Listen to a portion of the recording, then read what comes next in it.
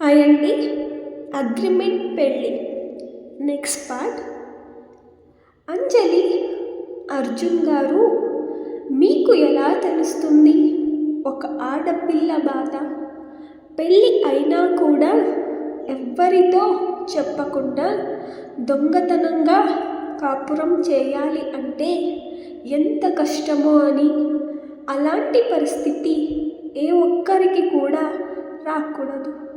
ఇంకా అలాంటి పరిస్థితిని అనుభవిస్తున్న నా మనసుకే తెలుస్తుంది అది ఎంత బాధనిస్తుందో అని. మీకు ఎలా తెలుస్తుంది అని అంజలి అనుకుంటుంది. తన ఆఫీస్లో తన కొలీగ్స్ అందరూ నీ ఇంకా అర్జున్ గారి మధ్య ఏముంది అని కొందరు అడుగుతారు. కానీ మరికొందరు అంజలి తన వలలో అర్జున్ని వేసుకుంది అని మరికొందరు అంటారు. కానీ అంజలి, నిన్ను మాత్రం ఎందుకు అంత కేర్ చేస్తున్నారు? ఎప్పుడు నీతోనే టైం ఎందుకు స్పెండ్ చేస్తారు బాస్?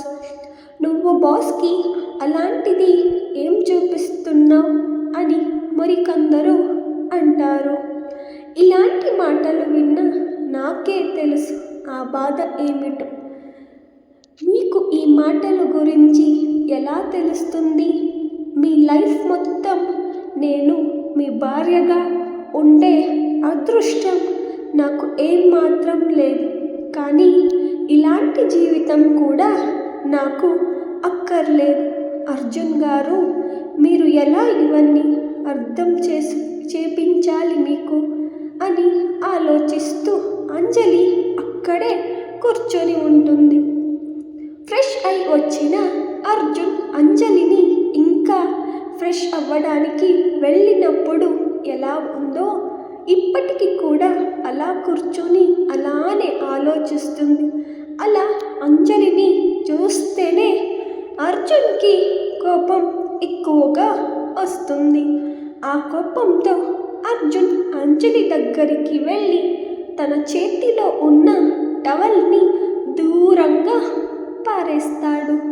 అలాగే అంజలిని గట్టిగా పట్టుకుని పైకి లాక్కొని, అంజలి, ఏం ఆలోచిస్తున్నావు?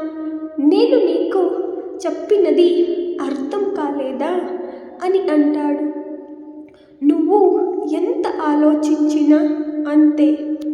నువ్వు ఎలా ఉండాలి, ఎవరితో మాట్లాడాలి, ఎక్కడ ఉండాలి అనేది మొత్తం డిసైడ్ చేసేది ఈ అర్జున్ వర్మ అని గట్టిగా అరుస్తూ అంజలిని గట్టిగా తోసి డ్రెస్సింగ్ రూమ్ దగ్గరికి రెడీ అవ్వడానికి అర్జున్ వెళ్ళిపోతాడు.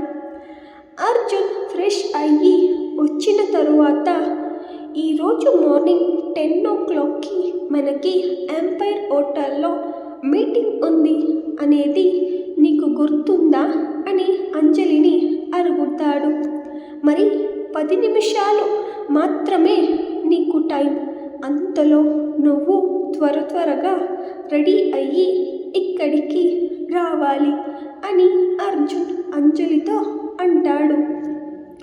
అర్జున్ నుంచి ఈ బిహేవియర్ ఇంకా ఈ మాటలకి అలవాటు పడిపోయిన అంజలి ఈ మాటలు అర్జున్ని చూస్తూ, నేను ఈరోజు ఆఫీస్కి రావడం లేదు, నాకు ఈరోజు మొత్తం ఒంటరిగానే గడపాలని ఉంది అని అర్జున్తో అంజలి అంటుంది. ఈ ఒక్క రోజుకి దయచేసి నన్ను వదిలేయండి ప్లీజ్ అని అంజలి అర్జున్తో అంటుంది. ఆ మాటలు విన్న అర్జున్, దయచేసి నన్ను ఈ రోజుకి వదిలేయండి ప్లీజ్ అని అంటుంది. ఆ మాటలు విన్న అర్జున్ అంజలి దగ్గరికి వచ్చి అంజలి పక్కన కూర్చుంటూ అంజలిని తన వైపుకి తిప్పుకుంటూ, అంజలి, అయితే నువ్వు నాతో రావా? నీకు అంత ధైర్యం వచ్చిందా? అయితే ఈరోజు నువ్వు ఇంట్లోనే ఉండు. నేను వెళ్ళి నా వర్క్ మొత్తాన్ని మేనేజ్ చేసుకుంటాను. అలాగే ఫస్ట్ నేను హాస్పిటల్కి వెళ్ళాలి. వెళ్ళి అక్కడ ఒకరి అమ్మగారి ట్రీట్మెంట్ని ఒక 1 అవర్ స్టాప్ చెయ్యమని చెప్పాలి అని అంటాడు. పాపం ఆమె కూతురికి అసలు వాళ్ళ అమ్మ మీద ఏమాత్రం ఇష్టం లేనట్టు ఉంది. సరే, నేను ఇక వెళ్తాను, బాయ్ అని అర్జున్ లేచి వెళ్తూ ఉంటే అంజలి అర్జున్ చెయ్యి పట్టుకుని అర్జున్ ముందు తన మోకాళ్ళ పైన నేల మీద కూర్చుంటూ, అర్జున్, ఇలా ఎన్ని రోజులు నన్ను మా అమ్మ పేరు చెప్పి ఇలా బ్లాక్మెయిల్ చేస్తావు? ప్లీజ్ ఇలా చెయ్యకు. నాకు ఈ ప్రపంచంలో ఎవ్వరూ లేరు. నాకు ఈ ప్రపంచంలో ఉన్నది అంటే అది ఒకే ఒక్కరు. అది ఎవరంటే అది మా అమ్మ మాత్రమే అని అంజలి ఏడుస్తూ అర్జున్తో అంటుంది. మా అమ్మకి ఏమైనా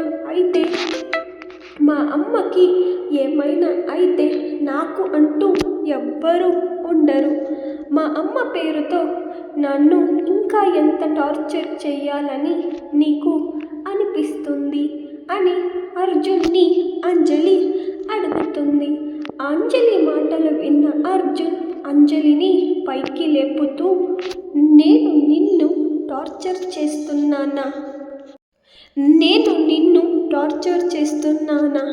లేదు. అలా ఉంటే నేను నిన్ను ఎందుకు పెళ్లి చేసుకుంటాను? నువ్వు నా ఇంట్లోనే ఉండాలి అని ఎందుకు అనుకుంటాను? నువ్వు ఏవేవో ఊహించుకుని పిచ్చి పిచ్చి ఆలోచనలు చేస్తున్నావు అంజలి అని అర్జున్ అంటాడు. వెళ్ళి నీకు రెస్ట్ కావాలి అన్నావు కదా, వెళ్ళి రెస్ట్ చెయ్యి. నాకు చాలా పనులు ఉన్నాయి. నేను ఇప్పుడు అర్జెంట్గా హాస్పిటల్కి వెళ్ళి ట్రీట్మెంట్ని కూడా స్టాప్ చేయించాలి అంటూ అర్జున్ మొత్తం రెడీ అయ్యి హాస్పిటల్కి వెళ్ళడానికి వెళ్తూ ఉంటే అర్జున్ మాటలు విన్న అంజలి అర్జున్ చెయ్యిని గట్టిగా పట్టుకుని, లేదు అర్జున్, నేను వస్తాను అని అంటుంది. ఆ మాటలు విన్న అర్జున్ పెదవుల పైన ఒక క్రూరమైన ఒక చిన్న చిరునవ్వు. అంజలి, నువ్వు నా నుంచి ఎప్పటికీ తప్పించుకోలేవు అని నీకు తెలిసినా ఎందుకు నాతో వాదిస్తావు అని అర్జున్ అనుకుంటాడు. అంజలి 10 నిమిషాల తరువాత రెడీ అయ్యి వస్తుంది. ఇద్దరూ కలిసి హోటల్కి మీటింగ్కి వెళ్ళి మీటింగ్ ఫినిష్ చేసుకుని అక్కడే బ్రేక్ఫాస్ట్ చేసి అలాగే ఆఫీస్కి వెళ్తారు. ఇంకా ఉందండి నెక్స్ట్